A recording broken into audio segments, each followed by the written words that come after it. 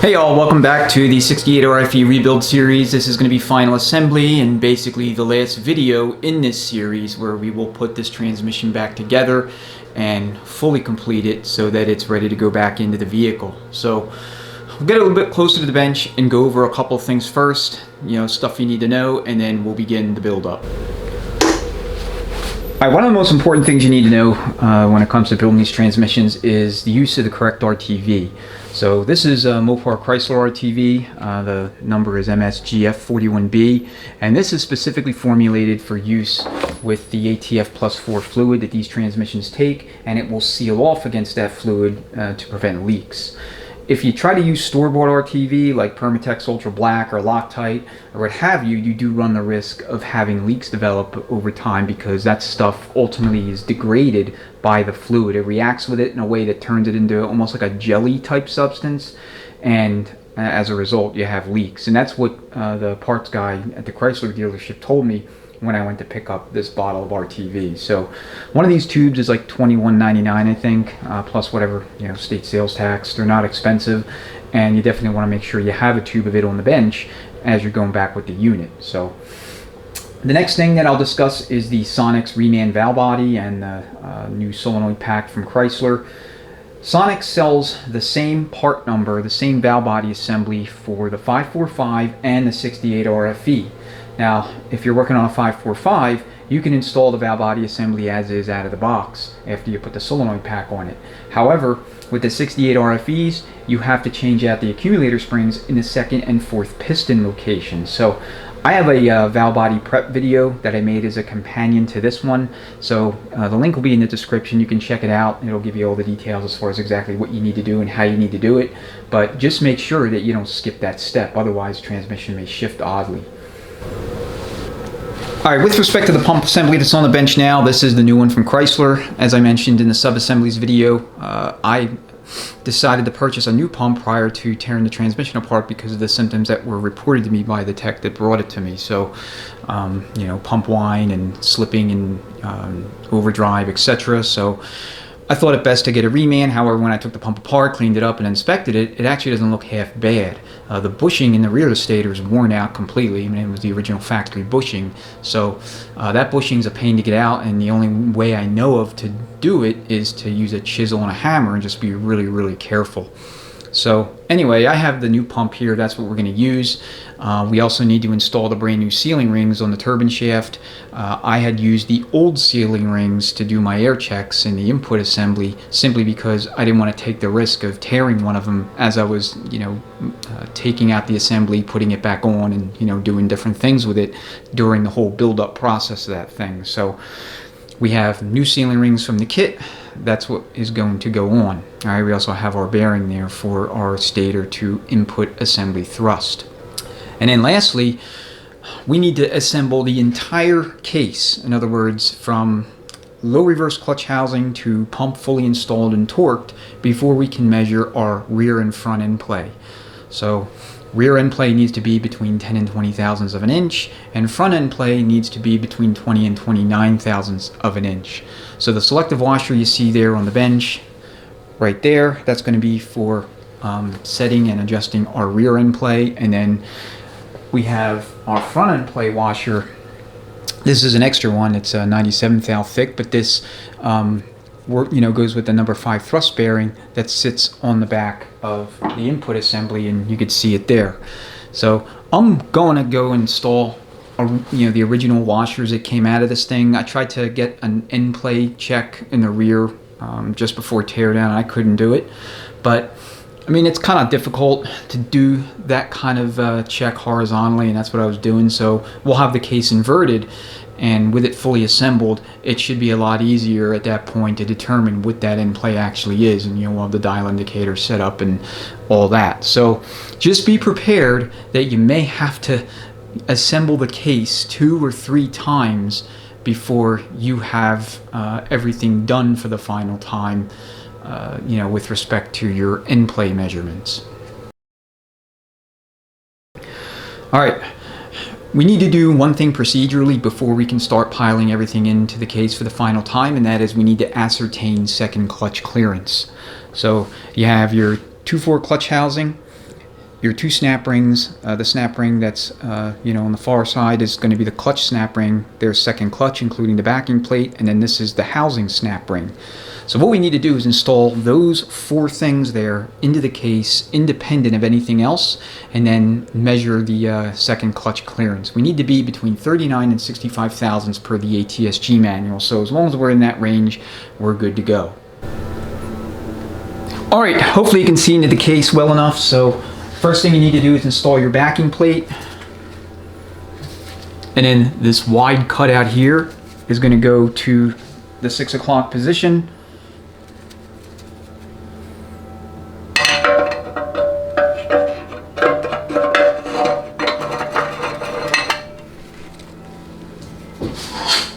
And then you'll follow it up with a friction and a steel, and a friction and a steel until you run out of frictions and steels.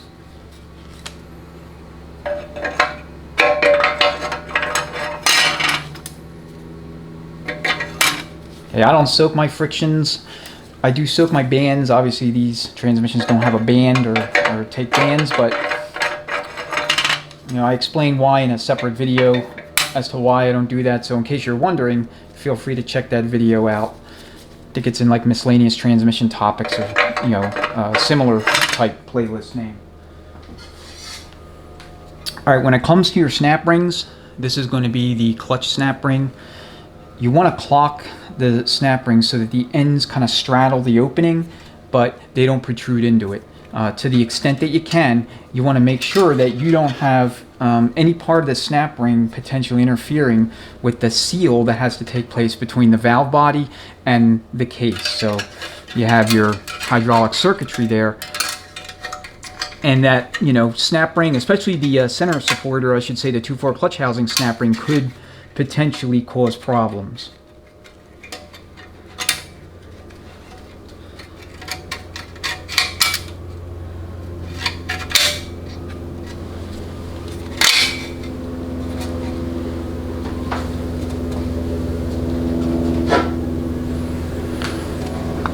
All right, now you're going to have your 2/4 clutch housing.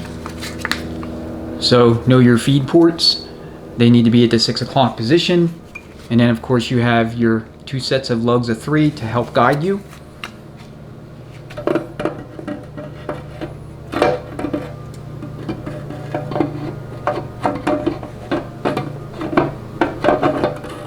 think I'm cockeyed, yep.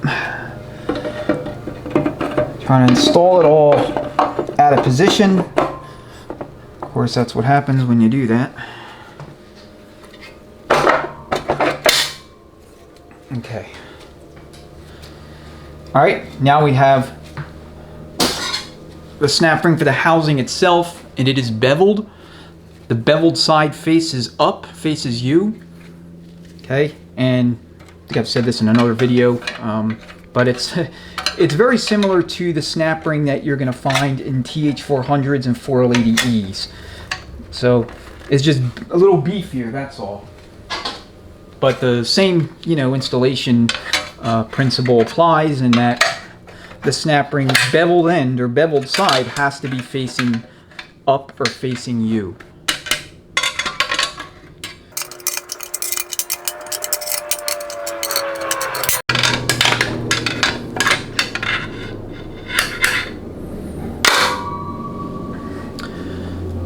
All right, for the purposes of doing clutch clearance measurements, this doesn't really matter, but if this was looking like this, protruding a little bit like this, when we install this thing for the final time, what you're going to do is you're going to take a flat blade screwdriver and a hammer, and you're just going to tap this in this direction so that the either of the ends are entirely within inside the case. They're not protruding into the opening here. All right, now we have the case inverted. Hopefully you can see into it. Let me see if I can get that to focus. There we go. So what we're going to do is take a 65 thousandths worth of feeler gauge. That's going to be our kind of top end, and see if we can fit it in between that top friction and the backing plate. If we cannot, then what I'm going to do is going to take 39 thousandths worth of feeler gauges and fit it in. As long as I can fit them in, I know that we're between 39 and 65 thousandths. At that point, the actual clearance doesn't really matter. So The main thing is you want to take measurements at least 4 points along the backing plate between that and that friction there. So we'll go ahead and we'll see if we can fit our 65 thousandths worth of feeler gauges.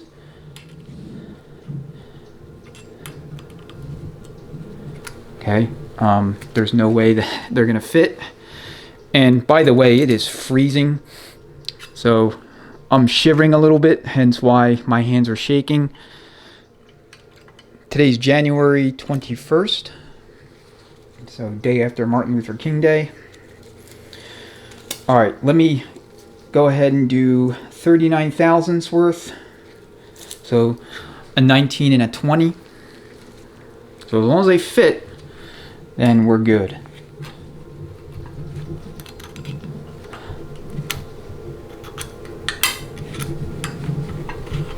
Okay. All right, that felt fine. You're gonna have to lift up on the backing plate and, you know, kind of get the feeler gauges in between it and the top friction. So I'm just going all the way around. And generally speaking, if you're working with Borg-Warner frictions, you're not going to have issues with clearance, but you always want to check and record your clearances anytime you're building a transmission where clutch clearance is specified and where, you know, you need to make sure that you're within that specified range. So I'm confident that this is good, so I'm going to go ahead and turn the case, you know, front side up, and we'll begin putting everything into it. Okay, now we're ready to install everything in the case for the final time. Maybe.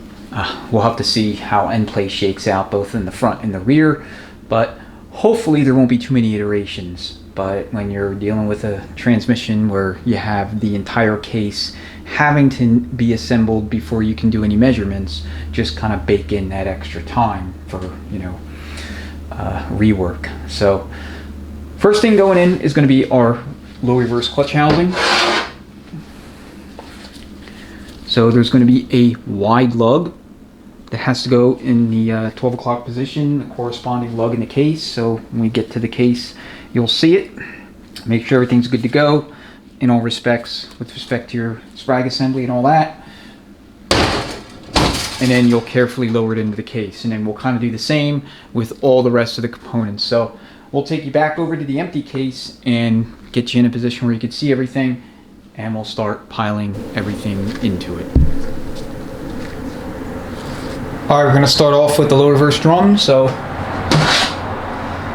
gonna have your feed orifice here at the 6 o'clock position, and then 12 o'clock is gonna be your wide lug. And you're gonna also have the same wide lug in the case. So one thing I'd recommend you not do is put assembly lube on the bushing just yet. The drum is not super heavy, but it's not light either. So you want to grab it up like this and then carefully lower it into the case. Okay, you put assembly lube on it, more than likely it's going to slip out of your hands, which is what you don't want. So notice it's not fully seated. We have not exposed the snap ring groove. That's normal, it's to be expected. So just take a hammer and tap on it, and it'll seat it all the way in for you. Alright, next is going to be your snap ring. So this is beveled or tapered. Here's your flat side, that faces the drum. So time it so that the ends are at the 6 o'clock position. That's going to be true of all the case snap rings. Okay, this snap ring isn't super fussy, but the ends are sharp. So just be aware of that, because they will want to cut your glove if you're wearing gloves.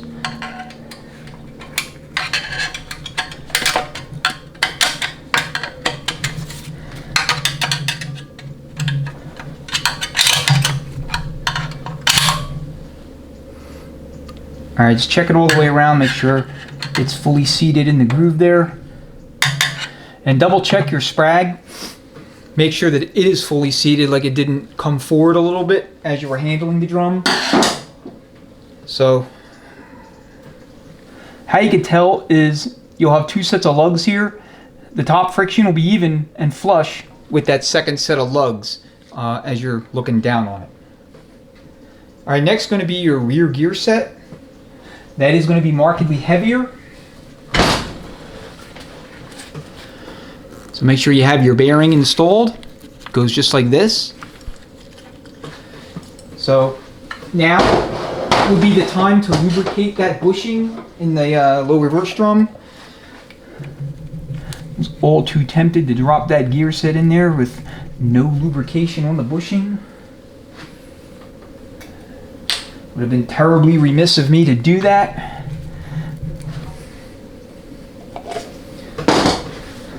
But no good. Alright, make sure you have a really good grip on this assembly because like I said, it's markedly heavier than your low reverse drum. So carefully lower it into the case.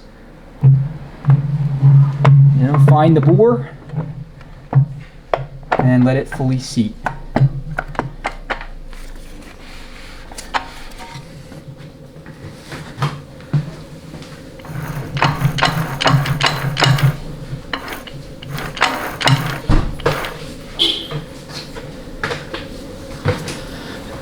Okay, once you're satisfied it's fully installed, go ahead and spin it.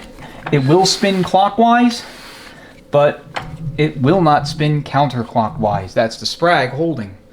So if you're able to spin this thing in both directions or it only spins counterclockwise, then you know something's wrong with the sprag. You have misassembled it or it's defective. Okay, next up is going to be your reaction carrier. So make sure you have your bearing here. That's going to thrust against this surface here on the sun gear. Carefully lower it into the case.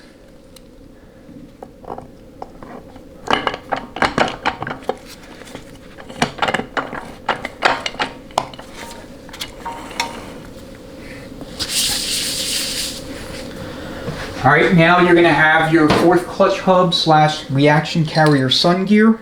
So just a couple quick things. This is going to be your rear selective thrust washer. This is the same one that came in here originally. I'm going to just start with that for baseline purposes. But this side of the thrust washer is smooth.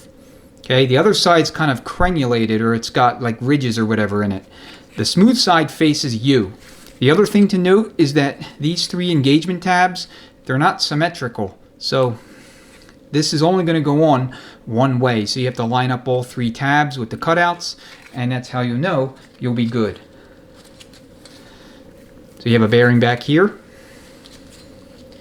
and then you're going to have a bearing that's going to go right over top here like this. So lube up the bushing.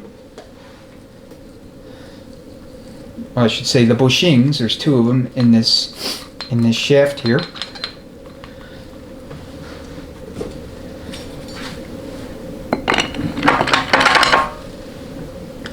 So if your rear gear is out of spec, your end play, everything from the pump back to here will have to come out again.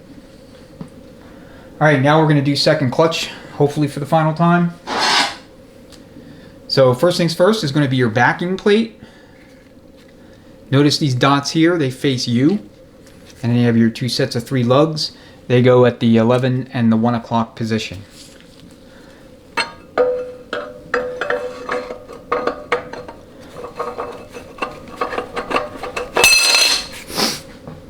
Alright, now your clutch pack itself. So start with your first friction and then steel friction until you run out of them.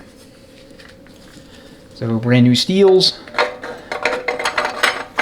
As of late, over the past year or so, I've been just doing steel modules in every transmission I build. Not reusing the steels, even in light to medium duty units. I mean, It's up to you. I know some builders won't do it unless, you know, they're required if the steels are completely destroyed, but I don't know. For me, they're not that much more expensive, you know, new steel module, and you know you're working with brand new parts, because steels do wear just like frictions do, just not at the same rate. All right, now you're going to go ahead and install your clutch snap ring for second clutch. This is a flat snap ring, so same deal. You want to clock the ends so that they're timed to open at the 6 o'clock position. I think I went a little too deep with it there.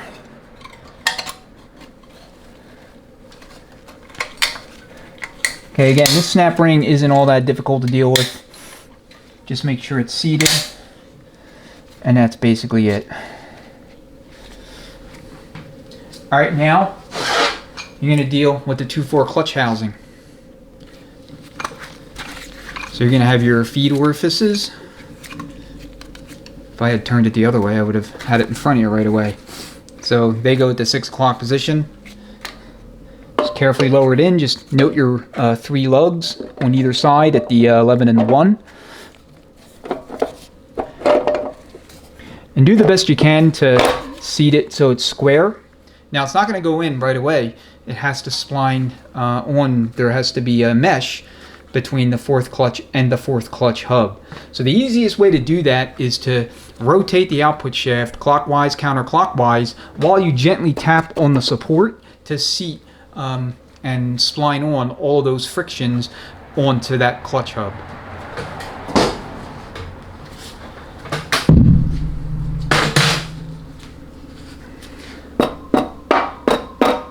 So, just like that, and then we're going to rotate the output shaft.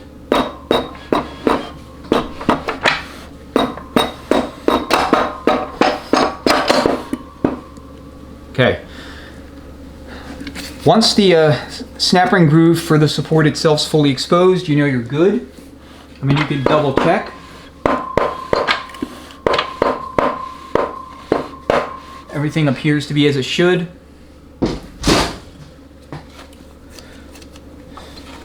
Now we're going to go ahead and install that 2/4 housing snap ring. And I got a little step ladder that's, I don't know if you can see it, but that's what's kind of, you know, being positioned in the background. Yeah, I guess you can see it.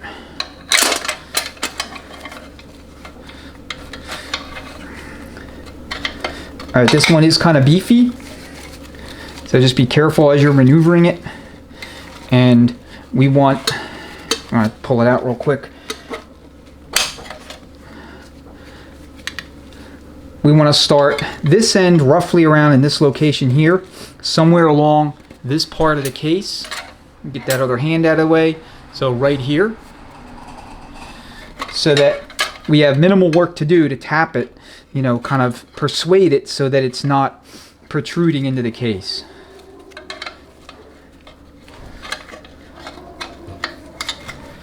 Like I said, this is a relatively beefy snap ring. It's not the beefiest, mind you. Like, it's not on anywhere near the level of, you know, the snap rings for the GM and the Ford transmissions, but it's not flimsy either by any stretch of the imagination. So we may have a little bit of tap work to do here. We'll see. A little bit of seating work, a little bit of timing work.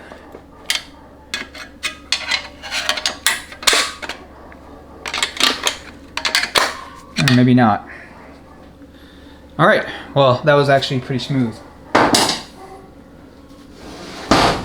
So the next thing I'm going to do, and I'm building in double work because I'm anticipating needing to take a minimum the input clutch housing assembly to you know, change out that selective spacer for front end play. I'm going to install the 2/4 clutch housing, or excuse me, I'm going to install the input clutch housing, not the 2/4, we just did the 2/4. I'm going to install the input clutch housing with the old sealing rings on the turbine shaft. And like I said, this is probably being overly cautious, but I guess I'm super paranoid about tearing them. Now, if you did break one of those sealing rings, I imagine you can get them from Chrysler individually. You may be able to get them from Transtar, Transports Warehouse, but either way, it's, you know, going to hold up your build. So If I break one of the old ones, who cares? All right, 2/4 clutch housing. So lube up that bushing, lube up your journals. You can lube your splines as well if you want. And again, we're dealing with a relatively heavy assembly, so you want to be super careful to the extent you can.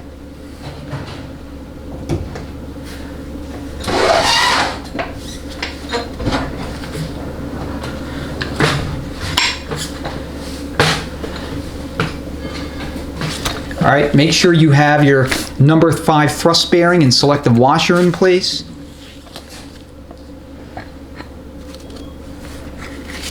And then carefully lower it in. And let it spline into the gear set.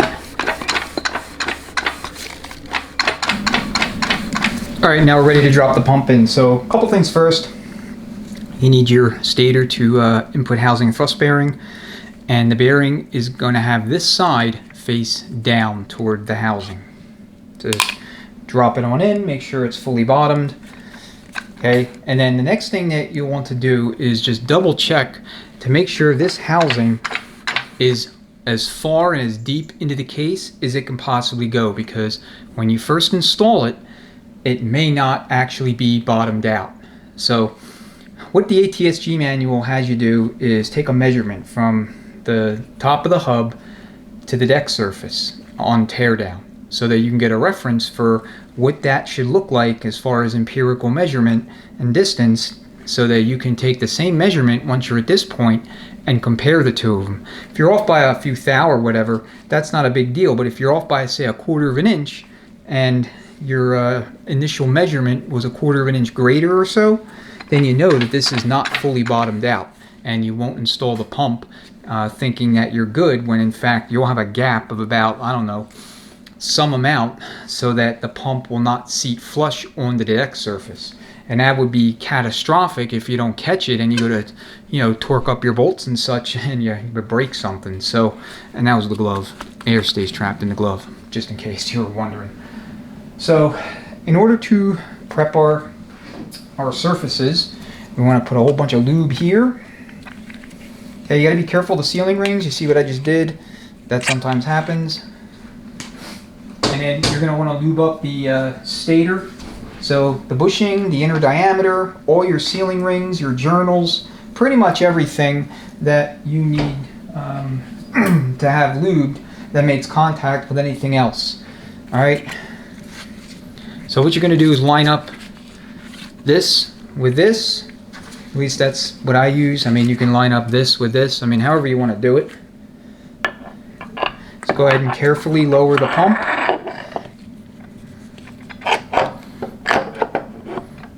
And let it seat onto the surface. Make sure it hits that surface. Okay, you should not have to draw the pump onto the surface with your bolts. If you do, then something's wrong. This housing's not all the way down. Okay, so you have 6 pump to case bolts. These all take 20 foot-pounds. So I put the same selective spacer or washer,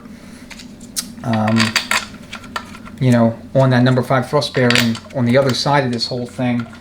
Well, this thing, not this thing, that it came in with, just to get a baseline. I mean, who knows?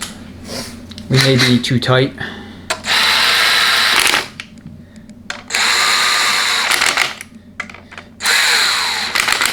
Okay, if you're going to drill bolts on with an impact like this as a 3/8 inch gun, full size, you want to make absolutely sure that you have very, very good control over the speed of the anvil.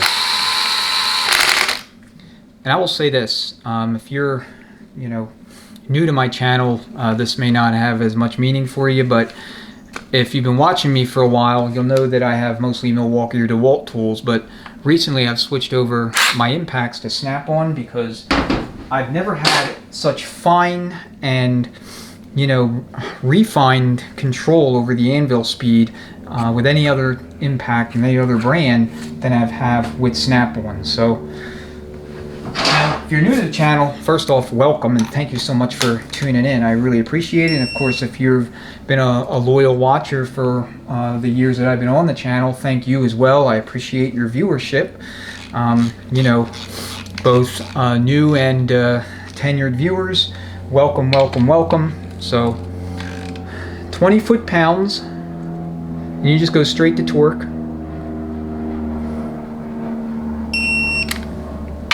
And just going kind of a crisscross. No tightening sequence is specified by the ATSG, at least not that I'm aware of. If there is, I'll annotate the video with what it is. But I've already baked in some double work because I got those old sealing rings on there, so these two assemblies in the front here have to come out anyway, no matter what.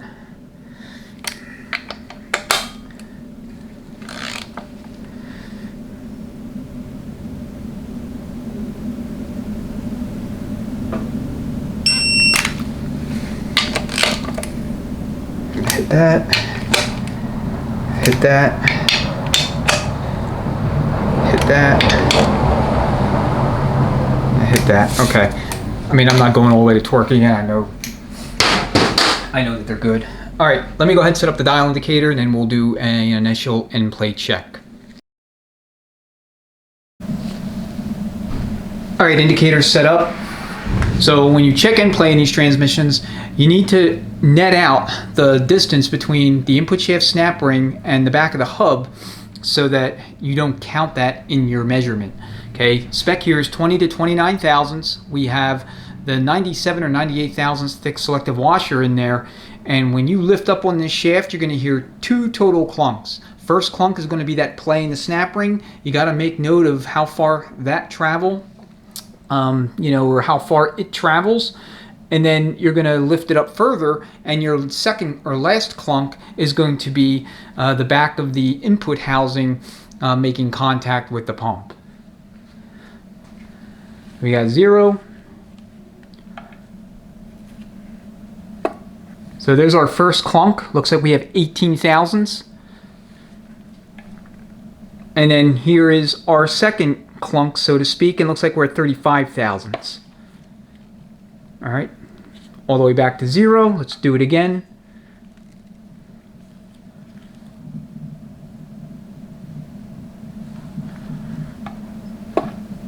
All right, maybe 18 thousandths, 19 thousandths. Okay, I'm gonna call it 18 thousandths on that first clunk, and then 35 thousandths for total end play. So 20 is the minimum spec, so we know we have to swap out that selective. So but now what I want to do is invert the case and do a measurement on the output shaft to see where I'm at with the rear end play, and hopefully I'm in spec there. All right, we have the dial indicator set up on the output shaft, and what the ATSG manual has you do is take, you know, some small thin strip of wood, put it thusly, and then take either a thick screwdriver or ply bar, using the snap ring groove for the parking gear, pry up on the output shaft until you come to a stop, and whatever the reading is, that's your end play.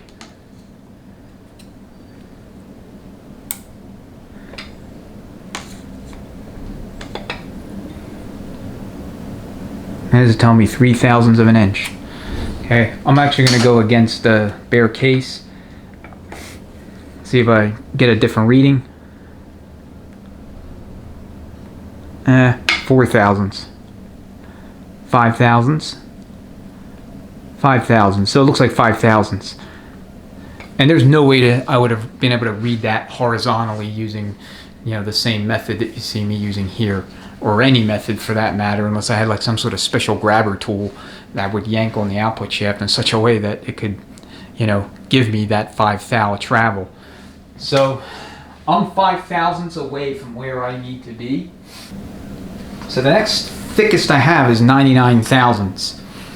So 120, 99, I mean, I'm going from one extreme to another. So I gotta see what I can come up with to make this work and go from there. Alright, so I had to go and purchase another selective washer. This is 04799814AC-001, and this washer is 110 thousandths thick. There is one that's intermediate between the 120 and the 110. Unfortunately, the supply shop didn't have it, and I'm looking at maybe a week to get it in from Chrysler. So this is gonna have to fly. If I was like maybe 1 to 2 thou off, you know, maybe I had 8 thousandths, maybe I had 9 thousandths, I would have let that fly. But 5 to 7 thousandths too tight is simply too tight for me. So on the front, this is what I had in there. This is what came with the unit to begin with. So we have a 97 thou, and then there's a 90 thou thick spacer. If I'm a bit tight on the end play in the front, I'm okay with that. But, you know, again, 1 to 2 thou.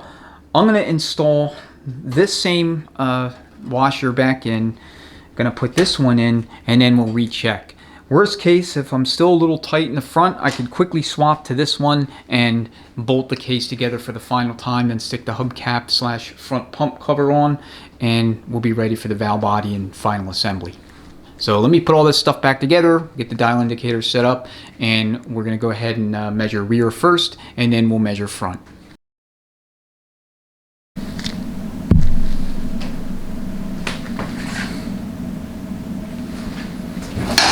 All right, moment of truth.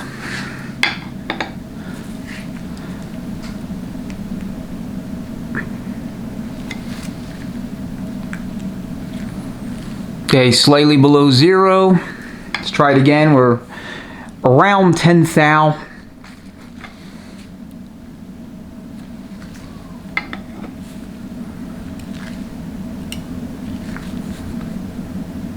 Okay, I'm moving the output shaft, putting load on it.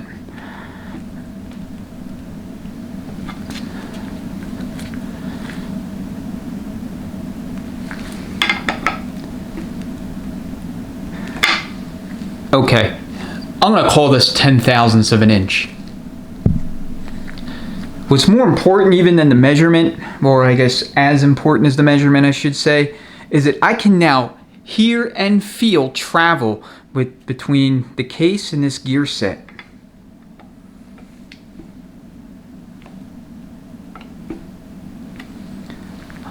Alright, that didn't exist before. So now I know we're in spec here. Now I'm going to take a reading at the front again to see if anything's changed. I don't think so, but I'm going to take a quick reading, and either way, you know, drum has to come out so that we can install the new sealing rings. So got nothing to lose by checking it. Okay, we're all zeroed here on the front. Remember, there's 2 clunks. First is going to be the snap ring, and then the distance between that first clunk and when it stops is our in play.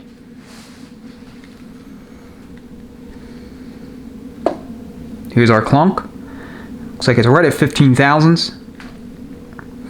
And then we were traveling to 33 thousandths, so at 17 thousandths.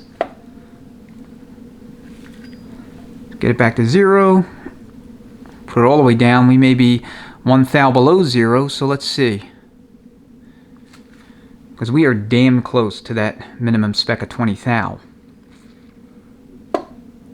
Okay, now we're at 18. So for us to have 20 thousandths of end play, we need to get to 38 thousandths.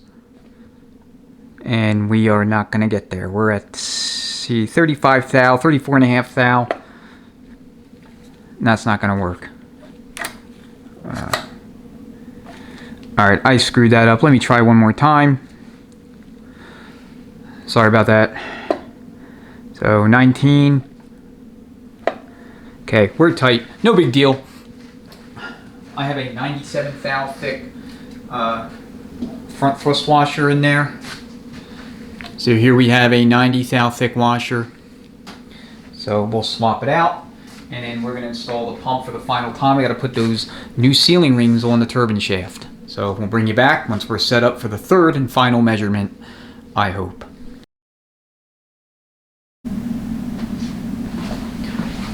Alright, going to take off this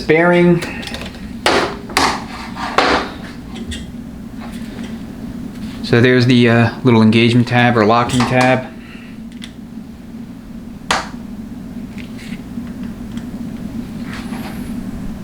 So one thing that you probably noticed, or maybe you noticed, is that there's not a linear relationship between selective washer thickness and end play measurement.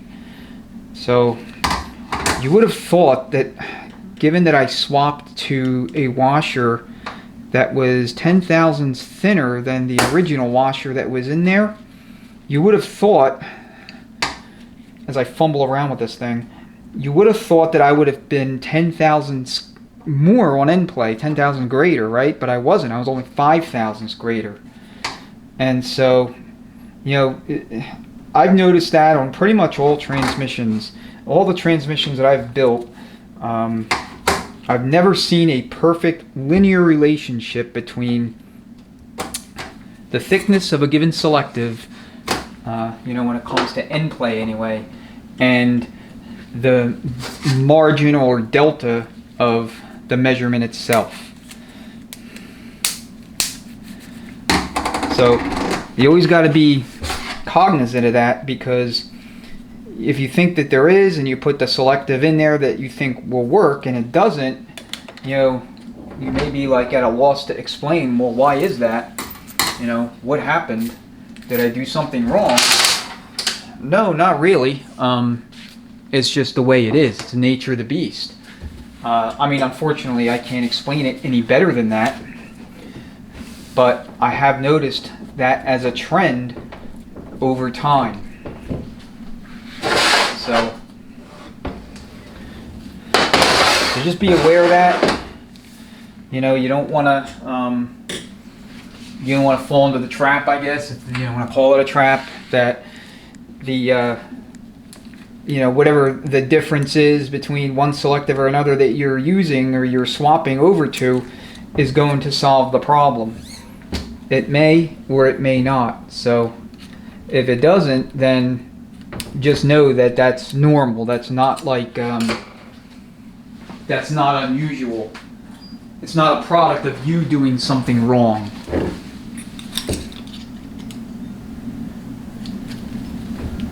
I gotta find the ends of this other inboard ring.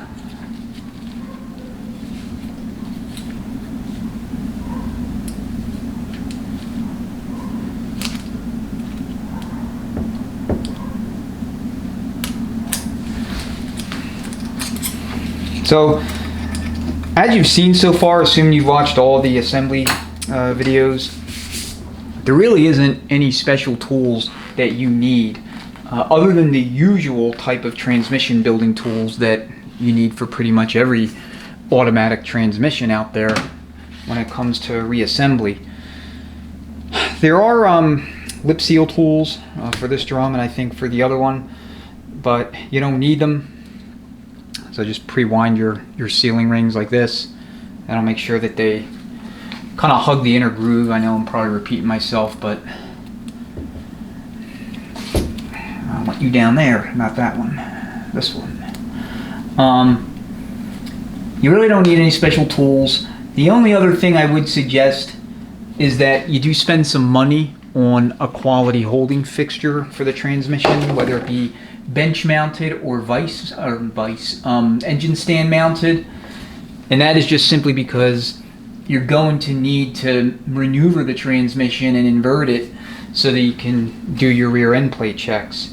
I know there's rebuilds out there on YouTube, you know, folks going back together with these units, and I think they'll use like other transmission cases or, you know, something to stand the transmission up vertical and then fill the case. But you know, you should be aware, if you do have to change out hard parts like the pump or the case itself, or really anything that either is directly associated with a selective or even tangentially associated with a selective, there is a possibility that your relationships will change.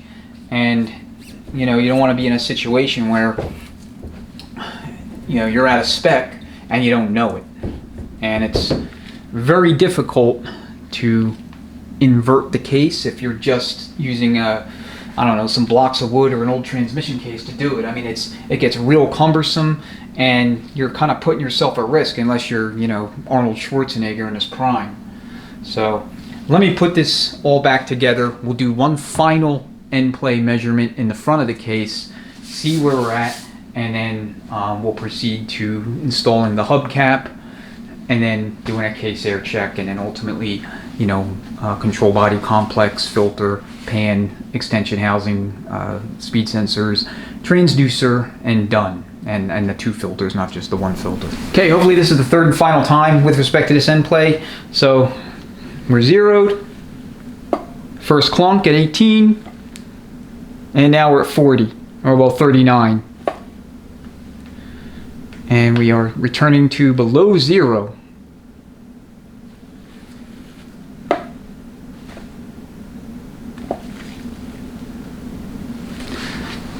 So that tells me I'm at 20 thousandths, which is perfect. Minimum spec. I'm good. Alright, so now what we got to do is prep the pump bore for the hubcap and install that. And then we're going to do a case air check before we go any further so that we can validate that all the sealing rings went in like they should. Nothing got broken. Nothing got fouled up. All the applied elements will actually work when, you know, they're commanded to do so. So that's the deal there. Alright, now it's time to install a hubcap, aka front cover. So lube up your seal and your perimeter O-ring. These do come in the dealership kits, the dealership deluxe kit, as well as the remanufactured and or new pumps from Chrysler.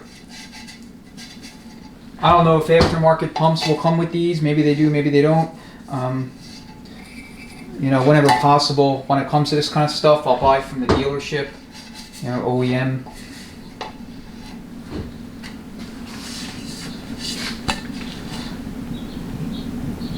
So 68 RFE. So you want to lube up the bore really, really, really well. This thing can sometimes be tricky to install. And that's because it'll cock sideways or get hung up on one side. I know the last one I built of one of these, you know, I actually had to spend a little bit of time straightening it out, persuading it, and trying to go all the way around evenly so that I can sink it into the bore so that it doesn't cock sideways on me. So use a generous amount of assembly lube on the perimeter O-ring and the bore. I'm not crazy about these hubcaps, to be honest. I mean, it is what it is from a design perspective, but it's not my favorite. I mean, put a little more lube on the front seal there. And we're filming this in winter, and when you're, you know, building transmissions in wintertime, the fluid is not as viscous, so it's not going to be as you know, slippery, and therefore you need more of it. So the name of the game is try to get the snap ring groove exposed all the way around. The dealership makes a tool that allows you to, you know, kind of engage this recess right here all the way around so that you can just basically, you know, install it by pounding it home, you know, without risk denting the cover.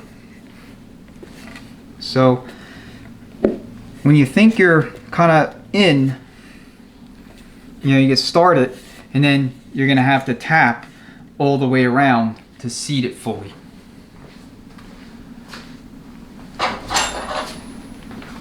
So like I said, it can be kind of a pain. I'm using a rounded chisel to see if I can get it past the snap ring groove on all sides. So that's bottomed out. It's really this side that has to follow.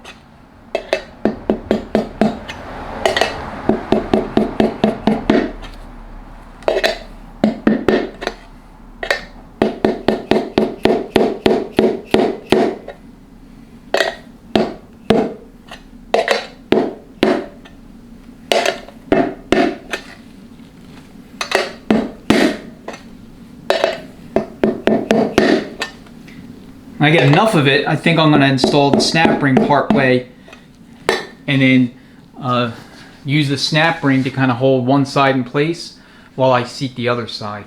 I mean, if and as I continue to do more of these, I think I got to buy that tool.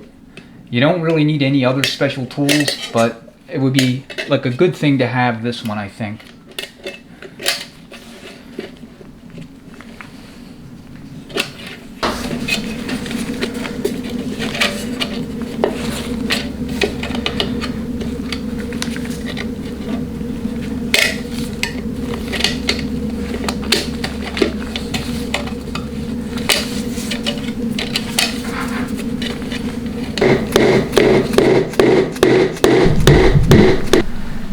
Okay, so here's what I did. I had the snap ring in about part way in, and then probably from here to about here initially, and then it, you know, rotated, but say 35 or 40% the way in, something like that. It was also part way in on this side. So this side was kind of up, you know, was refusing to go in. So once I got the snap ring below the surface here of this deck, I just simply tapped all the way around until I got this kind of inboard enough for the snap ring to snap into its groove. And that was, you know, the only way I can get it in. All right, let's go ahead and fire up the air and do a case air check. All right, ready to go with the case air check. So all we're doing here is validating that the installation of the pump went well. In other words, sealing rings on the stator shaft and turbine shaft did not get cut or broken. Other than that, it's pretty straightforward. We did check both the second and fourth clutch on the bench, but we couldn't pull full amount of charge to the second clutch simply because we potentially could pop the piston out, which I don't know if that would happen, but we'll check them all anyway. So here's low reverse. 75 to 100 psi for any transmission doing an air check like this, case fully assembled, you should be fine with. Second clutch, which is right here.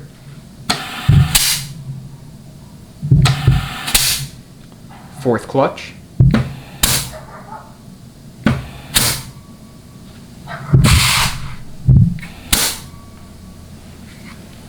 Overdrive.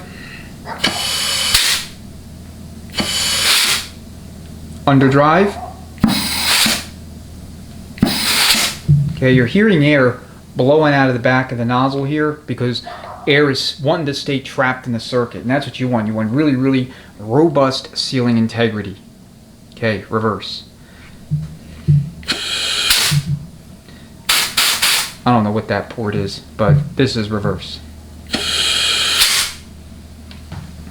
All right, air check's good, so now we're going to go ahead and install control body complex, cooler filter, the little, what do you call it, cooler bypass valve, and we also have to install the parking gear on the output shaft, the snap ring, and then from there, filter and, you know, main transmission filter, pan, we got to put a coat of RTV all around the pan, and then put the pan on, and extension housing.